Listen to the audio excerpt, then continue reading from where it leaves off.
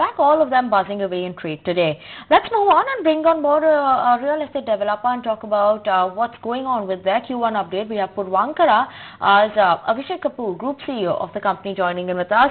Abhishek, very good afternoon and thank you so much for joining in with us on ET Now. Surely, when you're looking at it in terms of your Q1 update, collections look quite healthy. Your pre-sales also, when you look at it, on an absolute basis, that's remained flat. So, what has led to this stagnancy that you're seeing over here, and how are you seeing this shaping up going forward? Look, the performance of the company has been good. Collections, as you rightly pointed out, is up by 39%.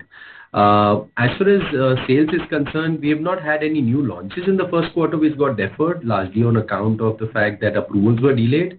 And we are expecting to, catch up with those launches in the coming quarters. So, otherwise, everything is on track. In fact, on sustenance basis, if you look at the numbers, they're pretty good.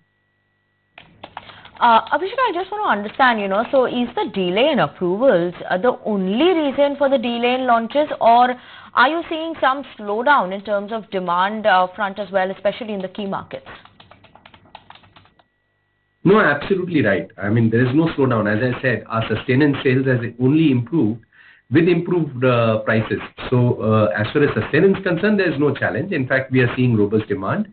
The numbers are right there to show you. And the main thing is really to get our new launches going. And that is, as I mentioned, it is on account of delayed approvals.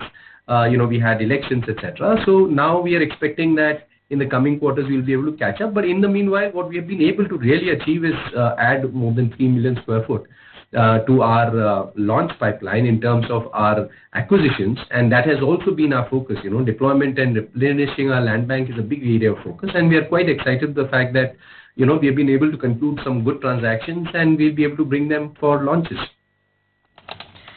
Abhishek, let's just talk about your recent acquisitions in terms of land that you've made, land parcel that you've made. It's been quite sizable, whether you look at Thane, MMR region, Electronic City, Bangalore. What kind of developments can we expect to see on these land areas, and what's the revenue potential here? Look, all of these have been outright transactions.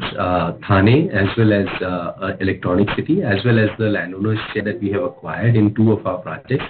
All of them are, available for us on outright basis. And, the markets are in those areas. For example, if you were to look at it, the Electronic City is over 7 acres with about 7.5 lakh square foot of potential. And there the market price is anywhere between, 11,000 to 13,000 rupees a square foot. So that would be the general range of prices in that market. As far as Thane is concerned, that's a 12.7 plus acre property, where, you're looking at about 18.5 million square foot of carpet area to be developed. And there the price range is anywhere between, 19,000, 20,000 going up to 24,000 rupees a square foot on carpet area. So, those are the kind of ranges of projects that we are talking about. And the 2 landowner share also that we have acquired there also, if you look at the market, they're at anywhere between 7.5 to 8,500 rupees a square foot for both those projects. So, I think we are quite excited with the inventory that we have added, and we are hopeful that we should bring it to launches soon. Okay, Abhishek, surely we'll keep an eye out on that. But let's also talk about, when we last interacted with you, you had said that the company's focus will now move towards Pune, looking at acquisitions there. Any updates on that front? Look, transactions take time to close. Our focus continues to be in Pune. Obviously we were closing a bunch of transactions between Mumbai and South as well. So we'll announce it as and when we conclude those transactions. Okay, so focus remains in Pune. You will continue to look at opportunities, but talk to us about the 1,150 crore investment that you have received from HDFC Capital. You have said that, the potential GDV, that's the gross development value for the investment, is 17,100 crores. What are the development plans on this front, and how much of capital, if at all, have you already deployed in the business?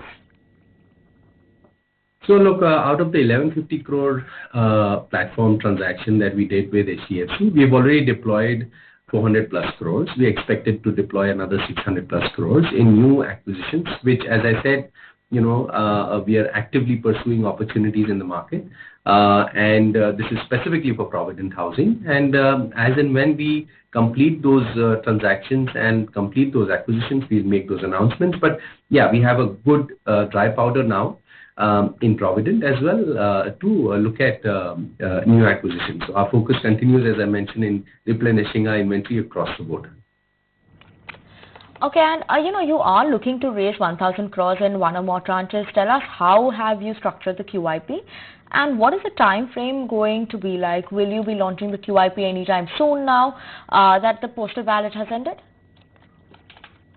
See, as far as the QIP is concerned, we have got the board approval.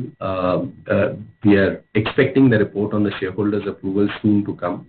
Once that comes, we will take it up with the board, and then as and when we make progress, we'll make the announcement. But what the board has approved is a QIP raise of equity of up to 1,000 crores.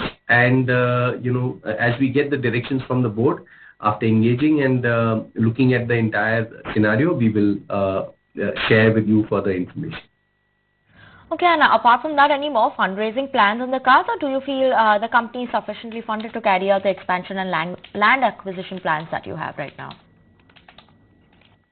So, fundraising is a constant activity in our business, and all options are constantly on the table for us, right from AIF to public markets to platform transactions, to our internal accruals, and of course, debt and mezzanine transactions, which are also out there in the market. So all options are open, depending on what we are looking at and how we're looking at the acquisition strategy and where the funds are required.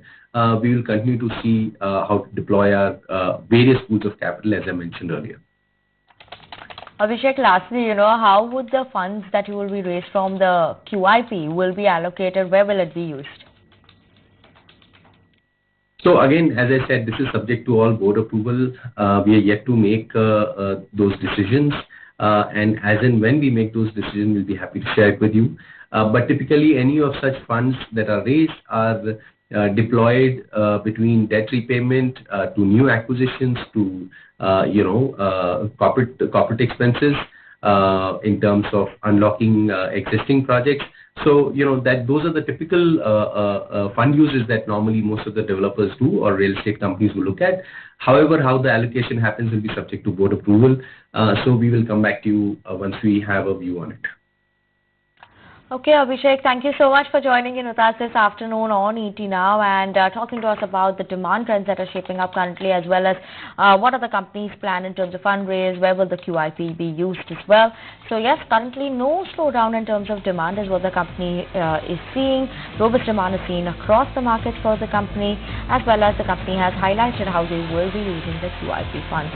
But on that note, we're going to slip into a short break. Don't go anywhere. We'll be